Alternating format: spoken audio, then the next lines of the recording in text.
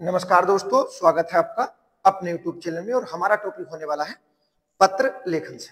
जितने भी क्वेश्चन होने वाले हैं हमारे पत्र लेखन से होने वाले हैं, जबकि आपको पत्र लेखन हमारी उस सीरीज में भी देखने को मिलेंगे जो हमारी कंबाइंड प्रैक्टिस सेट की सीरीज चलाई जा रही है। उसमें भी हमारे पत्र लेखन के क्वेश्चन है और आप अलग से भी पत्र लेखन की पूरी वीडियो देख सकते हो, जो लगभग अपने 200-250 क्वेश्चन होने वाले हैं और सबको पढ़ेंगे अपना डिटेल के साथ, सोल्व करते हुए चलेंगे।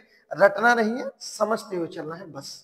शुरू करते हैं अपने पहले क्वेश्चन के साथ। जो हमारा पहला क्वेश्चन दिया गया है, घुमक्कड़ पत्र किस पत्र को कहते हैं। क्वेश्चन पूछा गया है कि घुमक्कड़ पत्र किस पत्र को कहते हैं। देखो, इससे कई सारे क्वेश्चन बन जाते हैं। जैसे घुमक्कड़ पत्र भी इसे ही बोलते हैं, जबकि अन्य नाम क्या होता है इसका, सर्कुलर पत्र भी इसे ही बोलते हैं। क्या बोलते हैं? सर्कुलर पत्र। अन्य नाम आते हैं इसके, जैसे गश्ती पत्र, जो गश्त लगाने वाले नहीं होते, रात में जो गश्त लगाते हैं, इसी तरह से इसे गश्ती पत्र भी बोलते हैं। घुमक्कड़ पत्र भी बोलते हैं, सर्कुलर भी है, और अन्य नाम होता है इसका परिपत्र। परिपत्र, ठीक है। तो किसकी बात हो रही थी? परिपत्र हो रहा था। ऑप्शन नंबर ए हमारा आंसर हो जाएगा। क्लियर है? उसके बाद नेक्स्ट, इसके बारे में जो अन्य जानकारी याद रखना, इसकी शैली पूछी जाती है। बहुत बार क्वेश्चन बनते हैं इससे, और इसकी शैली पूछी जाती है कि जो हमारा परिपत्र होता है उसकी शैली क्या होती है। तो बताना, उसकी शैली होती है कार्यालय शैली। कैसी शैली होती है? कार्यालय शैली। अन्य जानकारी में जो आपको याद रखना है, इसकी भाषा पूछी जाती है। शैली और भाषा महत्वपूर्ण है, आपको याद रखना है। भाषा कैसी होती है? तो औपचारिक भाषा होती है। औपचारिक भाषा होती है। तो भाषा पूछी जाए तो बताना औपचारिक होती है, जबकि शैली क्या होती है? कार्यालय शैली होती है। अन्य नाम बहुत इंपॉर्टेंट है, जैसे सर्कुलर, गश्ती, परिपत्र, घुमक्कड़ पत्र जो पूछा गया है, सब किसे कहते हैं? परिपत्र को कहते हैं। ऑप्शन नंबर ए हमारा आंसर हो जाएगा। ठीक, उसके बाद देखते हैं नेक्स्ट। जितने क्वेश्चन बने हैं अब तक सब उठा लिए गए हैं, आप टेंशन मत लो, सबको यहीं पे कंप्लीट करते हुए चलते हैं। देखते हैं अगला क्वेश्चन जो हमारा दिया गया है। क्वेश्चन नंबर 2 दिया गया हमारा, कर्मचारियों की सूचना, जो कर्मचारी होते हैं उनकी सूचना, जैसे नियुक्ति हो, छुट्टी, उसके बाद स्वीकृति या पदोन्नति, जो प्रमोशन किया जाता है, आदि की सूचना किस पत्र में होती है। सारी चीजें एक ही जगह लिख दी है, जबकि आपको अलग अलग भी क्वेश्चन पूछे जा सकते हैं कि सिर्फ इतना भी दिया जा सकता है कि नियुक्ति का प्रावधान किस पत्र में होता है। सही है, तो याद रखना, सूचना जैसे नियुक्ति, छुट्टी, स्वीकृति, पदोन्नति या पदो अवनति, कुछ भी चीजें हो, सही है, किस पत्र के अंतर्गत होती है। तो बताना, ये सब आते हैं कार्यालय आदेश पत्र के अंदर। ऑप्शन नंबर डी हमारा आंसर हो जाएगा। ठीक है, कार्यालय आदेश के बारे में जो आपको याद रखना है, इसकी भाषा पूछी जाती है और कई बार रिपीट हुई है। कार्यालय पत्र की भाषा क्या होती है? तो बताना, इसकी भाषा होती है सूचना परक। सूचना परक इसकी भाषा होती है। ठीक, उसके बाद देखते हैं नेक्स्ट क्वेश्चन नंबर नेक्स्ट। देखो, उसी से मिलता जुलता है लेकिन यह अलग हो जाएंगे। इसमें क्या है, किस पत्र में सरकार के नियम और सरकार के आदेश, आदेश को क्या बोल सकते हैं? ऑर्डर बोल सकते हैं। ठीक है, और यही पूछा जाता है कि किस पत्र में सरकार के हमारे ऑर्डर आते हैं, या कौन सा पत्र है जो अन्य पुरुष शैली में लिखा जाता है। तो किसकी बात हो रही है? तो याद रखना, ये होता है हमारा अधिसूचना पत्र।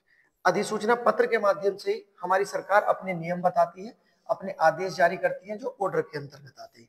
तो ऑप्शन नंबर बी हमारा आंसर हो जाएगा। उसके बाद देखते हैं नेक्स्ट क्वेश्चन नंबर नेक्स्ट जो दिया गया है, क्वेश्चन नंबर 4 में क्या दिया गया है? महोदय और महोदया जैसे शब्दों का प्रयोग किस पत्र में होता है। महोदय और महोदया जैसे शब्दों का प्रयोग किस पत्र में किया जाता है, बताइए। सूचना पत्र, आवेदन पत्र, संकल्प पत्र, तो किस में होता है? ऑप्शन नंबर डी हो जाएगा हमारा सरकारी पत्र। सरकारी पत्र के बारे में जो आपको याद रखना है, ये कभी भी एक वचन में नहीं होता, एक वचन में नहीं होता है ये। उसके बाद नेक्स्ट, इसकी शैली पूछी जाती है, तो शैली भी आपको याद रखना, जबकि आगे आपको क्वेश्चन बने हुए मिलेंगे, लेकिन आप यहां भी देखते हो चलो। शैली क्या होती है इसकी? अन्य पुरुषवाचक।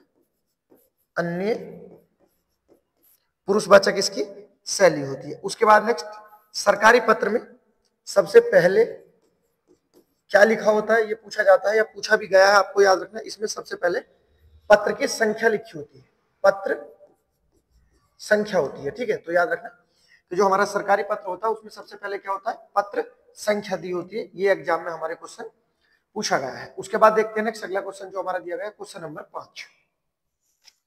क्वेश्चन नंबर 5 में क्या दिया गया है, निम्नलिखित में से कौन सा पत्र टंकण विधि, जो टाइप करते हैं टंकण विधि में लिखा जाता है, कौन सा पत्र है जो टंकण विधि में आता है, सरकारी पत्र, आवेदन पत्र, ध्यान आकर्षण पत्र या आपका अर्ध सरकारी पत्र। कौन सा पत्र है जो हमारा टंकण विधि में छपता है, बताना। अर्ध सरकारी पत्र है, बहुत महत्वपूर्ण पत्र होता है। इसमें दो बराबर के अधिकारी आपस में बात करते हैं और पूछा जाता है कि जो हमारा अर्ध सरकारी पत्र होता है इसकी भाषा कैसी होती है। इसकी भाषा गोपनीय होती है।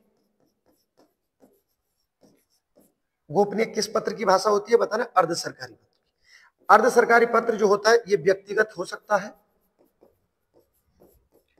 कैसा होता है, व्यक्तिगत होता है, व्यक्तिगत भी हो सकता है। नेक्स्ट अन्य जानकारी इसी के बारे में, अर्ध सरकारी पत्र की शैली पूछी जाती है, बहुत ज्यादा आपको याद रखना है। इसकी शैली क्या होती है, तो इसकी उत्तम शैली होती है, ठीक है। क्या होती है, उत्तम शैली। और इसमें ऐसे शब्दों का प्रयोग किया जा सकता है, जैसे लिख सकते हैं मेरे प्रिय या मेरे मित्र, मेरे प्रिय मित्र, ऐसे शब्दों का प्रयोग भी किया जा सकता है अर्ध सरकारी पत्र में, सही है। ये जो पत्र होता है ये असल में दो बराबर के जो अधिकारी होते हैं उसके बीच जब वार्ता होती है, जैसे बराबर डीएम दूसरे राज्य के डीएम से या अपने ही अलग डिस्ट्रिक्ट के डीएम से बात करेगा, तो इस पत्र के माध्यम से कर सकता है और बात को गोपनीय भी रख सकता है, ठीक है, और व्यक्तिगत भी बात कर सकता है, सही है। और मेरे प्रिय मित्र, मैं आपका शुभचिंतक, ऐसे शब्दों का प्रयोग किया जा सकता है, ठीक है, अर्ध सरकारी पत्र के अंतर्गत। उसके बाद देखते हैं नेक्स्ट, रिपीट क्वेश्चन है। अगर आपने पिछली वीडियो देखी होगी तो उसमें हमारे प्रैक्टिस सेट में आया हुआ क्वेश्चन है, अधिसूचना का प्रकाशन कहां से किया जाता है। अधिसूचना का जो प्रकाशन है ये राजपत्र से किया जाता है, गजट से किया जाता है। ऑप्शन नंबर डी हमारा आंसर हो जाएगा। जो अधिसूचना पत्र है या उसका प्रकाशन कहां से किया जाता है, तो राजपत्र से किया जाता है, आपको याद रखना है। उसके बाद देखते हैं नेक्स्ट, बहुत महत्वपूर्ण दिया गया है पत्र लेखन में, आपको याद रखना है क्या पूछा गया है, संक्षेपण।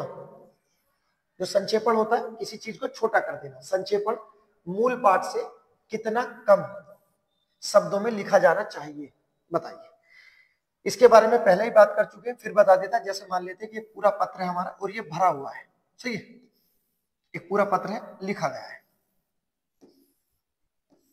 अब इसे बोलते हैं कि इसे जो पूरे पत्र को संक्षेप में बता दो, संक्षेप में। तो इसका जो संक्षेप होने वाला ये होता है हमारे पूरे पत्र का 1/3। 1/3 से छोटा नहीं हो सकता, तो याद रखना जो संक्षेपण होता है वो कितना होता है, 1/3 होता है, सही है। संक्षेपण जो मूल पाठ होता है, जो पूरा विस्तार है, उसका कितना % हो सकता है, कितना होता है, तो 1/3 होता है, 1/3। ऑप्शन नंबर ए हमारा आंसर हो जाएगा, ठीक है।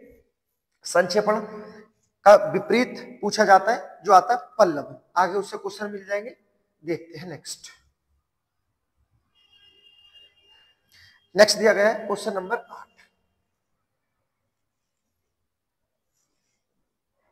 थोड़ा बड़ा क्वेश्चन है, देख लेते हैं, बताते हैं कौन सा है, बताइए। क्वेश्चन नंबर 8 क्या है, निम्नलिखित में से कौन सा पत्र है जो अनौपचारिक पत्र का उदाहरण है। कैसा पत्र, अनौपचारिक पत्र। अब देखो दो आधार होते हैं, एक औपचारिक एक अनौपचारिक पत्र होते हैं। बात कर लेते हैं जो हमारे अनौपचारिक है, जो इसमें क्वेश्चन पूछा गया है कि कौन कौन से पत्र होते हैं जो हमारे अनौपचारिक होते हैं। अनौपचारिक पत्र के अंतर्गत आते हैं हमारे बधाई पत्र, ठीक है। जैसे आपकी जॉब लगी और आपको बधाई दी जाएगी तो बधाई पत्र कैसा होगा, अनौपचारिक पत्र।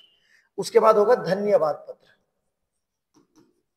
धन्यवाद पत्र, ये भी कैसा हमारा अनौपचारिक के अंतर्गत। उसके बाद शुभकामना पत्र, शुभ कामना पत्र, ये भी किसके अंतर्गत आएगा, अनौपचारिक के अंतर्गत। उसके बाद नेक्स्ट होता है संबोधन करना,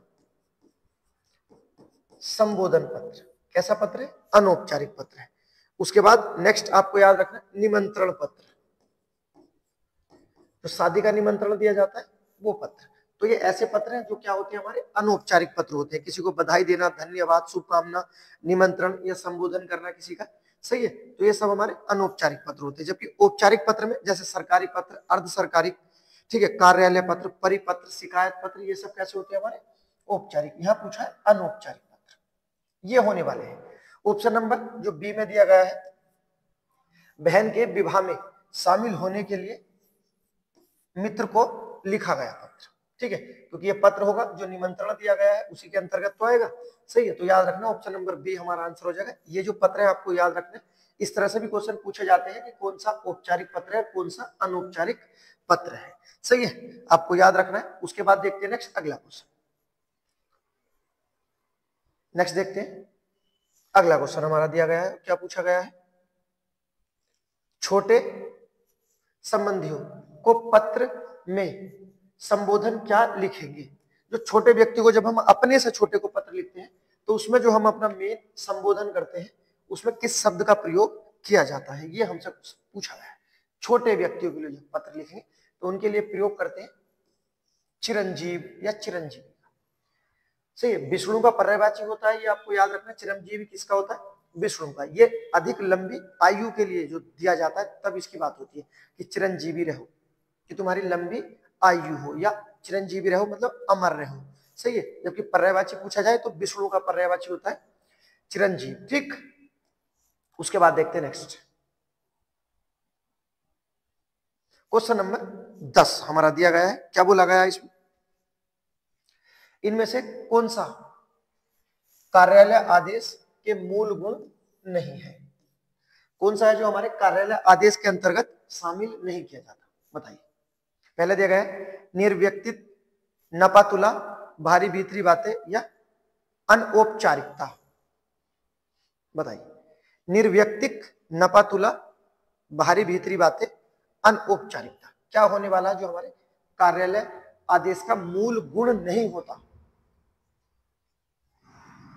क्या हो जाएगा, बाहरी और भीतरी बातें। जो हमारे कार्यालय आदेश के मूल गुण के अंतर्गत शामिल नहीं किया जाता, बाहरी भीतरी बातें। उसके बाद नेक्स्ट आसान क्वेश्चन है, रिपीट है, इसी वजह से क्वेश्चन अपना उठा लिया गया है कि आते रहते हैं और इसी तरह के क्वेश्चन आते हैं, बस एक बार करने की देर होती है। आप जब पूरा पत्र लेखन के जितने क्वेश्चन बनते हैं उस आधार से जब गुजर जाओगे तो आप क्वेश्चन एग्जाम में भी कर जाओगे। अगर आपने प्रैक्टिस नहीं की होगी तो आप फिर फंस जाओगे क्वेश्चन करते समय। देखो क्या है, प्रैक्टिस मेन है, बिना प्रैक्टिस के नहीं होना। आप कितना ही पढ़ लो, आपको जो मन है अपना पूरा उत्तराखंड पढ़ लो, पूरी हिंदी पढ़ो, पूरा जीएस पढ़ो, यदि आप प्रैक्टिस नहीं करोगे, क्योंकि प्रैक्टिस करना अलग है और जो क्वेश्चन जो चीजें हमारे सब्जेक्ट शुरू कराए जाते हैं क्लास में कंप्लीट कराए जाते हैं वो अलग होते हैं। क्वेश्चन पूछने का तरीका अलग होता है। एग्जामिनर ऐसे ऐसे शब्दों से प्रयोग करता है ना क्वेश्चन पूछते समय कि समझ में नहीं आ पाता क्या पूछना चाह रहे हैं। तो प्रैक्टिस बहुत जरूरी है। क्या दिया कर क्वेश्चन देखते हैं 11वां, आयकर से माफी एवं पूर्ण मुक्ति के लिए किसे प्रार्थना पत्र लिखेंगे। तो आयकर की बात हो रही है तो आयकर ही अधिकारी होगा, आयकर है तो आयकर अधिकारी होगा, चाहिए। अब बिजली विभाग को तो नहीं देंगे, आयकर है तो आयकर ही होगा। उसके बाद देखते हैं नेक्स्ट अर्ध सरकारी पत्र के बारे में, इससे ज्यादा क्वेश्चन बनते हैं, अर्ध सरकारी पत्र से पूछा भी गया है, इसके बारे में पहले ही बात कर चुके हैं। इसमें क्या पूछा, अर्ध सरकारी पत्र के संदर्भ में कौन सा कथन है जो गलत दिया गया है, बताइए। इसका स्वरूप व्यक्तिगत पत्र के समान होता है, मैं बात कर रहा था कि इसमें व्यक्तिगत बातें की जाती है, कर सकते हैं।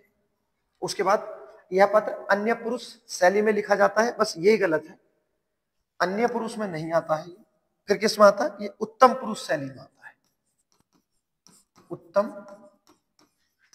पुरुष शैली में आता है। ऑप्शन नंबर बी हमारा आंसर है। अन्य चीजें भी हैं, आप देख सकते हो इसमें क्या लिखा है, औपचारिक शब्दों से आरंभ करने की आवश्यकता नहीं है, जी सही।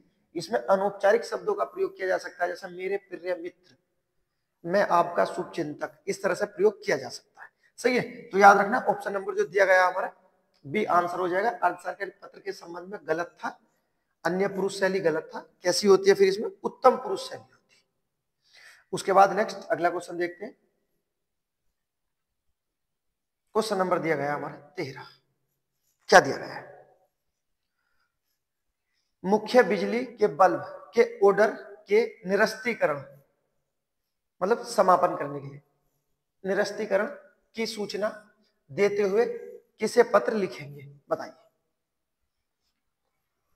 बिजली के जो बल्ब है उसके ऑर्डर को निरस्तीकरण करने के लिए जो सूचना देने के लिए पत्र लिखेंगे, किस व्यक्ति को लिखेंगे? बताइए। तो याद रखना ऑप्शन नंबर बी हो जाएगा, समभरक को लिखेंगे। पूछा गया है, इसी तरह से रिपीट चलता रहता है, आपको भी याद रखना है। उसके बाद देखते हैं नेक्स्ट क्वेश्चन नंबर दिया गया हमारा 14, और इसमें क्या पूछा गया है? कार्यालय आदेश किसके लिए निकाले गए आदेशों की सूचना है? बताइए। कार्यालय आदेश किसके लिए निकाले गए आदेशों की सूचना है? मंत्रालय, संबंध, विभाग, प्रभाग, उसके बाद अनुभव, और लास्ट में सभी विकल्प सही। तो बताइए, कार्यालय आदेश किसके लिए निकाले गए आदेशों की सूचना है? तो ऑप्शन नंबर डी हो जाएगा, सभी की सूचना होता है, याद रखना। ऑप्शन नंबर डी हमारा आंसर हो जाएगा। उसके बाद देखते हैं नेक्स्ट दिया गया है क्वेश्चन नंबर 15। बताइए क्या दिया गया है? अपने कार्यालय से अनुभव प्रमाण पत्र लेने के लिए किसे आवेदन पत्र लिखेंगे? कहने का मतलब किसी कार्यालय में कार्य किया है तो अनुभव पत्र, जो अपना एक्सपीरियंस लेटर लेते हैं, उसके लिए जो हम पत्र लिखेंगे तो किसके लिए, किसे लिखेंगे? पहले दिया गया है संस्थापक महोदय को, उसके बाद प्रचार महोदय को, व्यवस्थापक महोदय को, या संपादक महोदय को। किसे लिखेंगे पत्र? बताइए। एक्सपीरियंस लेने के लिए तो किसे लिखा जाता है? ऑप्शन नंबर सी हमारा आंसर हो जाएगा,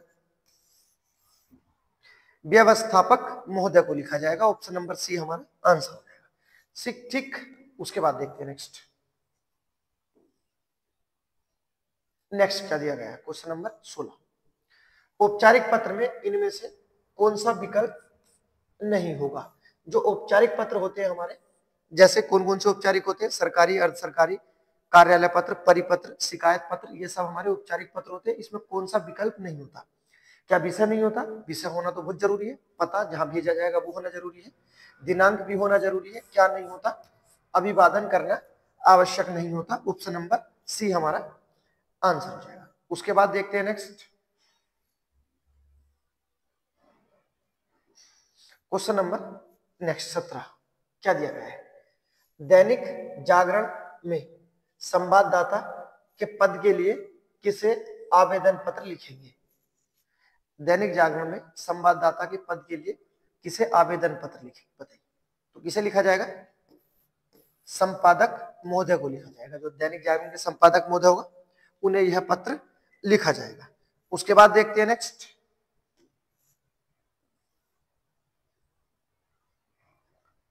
क्वेश्चन नंबर 18। बहुत बार आपने देखा होगा, अगर आपने ये क्वेश्चन करे होंगे तो रिपीट होता रहता है इसी तरह से क्वेश्चन। और क्या पूछा गया है इसमें देख लेते हैं।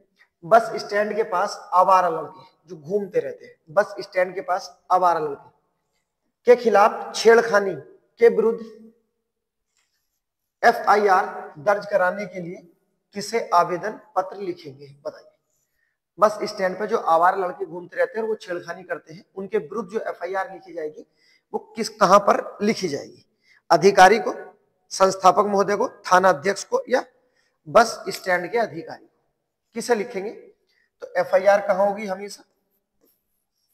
ऑप्शन नंबर सी हो जाएगा, थाना अध्यक्ष महोदय को लिखी जाएगी FIR। बस स्टैंड हो या रेल स्टेशन भी होता तो भी यही हमारा आंसर होना था। उसके बाद देखते हैं नेक्स्ट क्वेश्चन देखते हैं क्वेश्चन नंबर 19। क्या दिया गया है? व्यवसाय संबंधी पत्र में जो संबोधन होता है उसमें क्या होता है? जब कोई व्यवसाय संबंधी हम पत्र लिखते हैं तो उसमें हम जो अपना संबोधन देते हैं उसमें किस शब्द का प्रयोग करते हैं? परम पूज्य, महोदय, प्रिय, या आदरणीय? बताइए। तो व्यवसाय की बात है, हो जाएगा महोदय शब्द का। किसका होता है? महोदय शब्द का प्रयोग किया जाता है। नेक्स्ट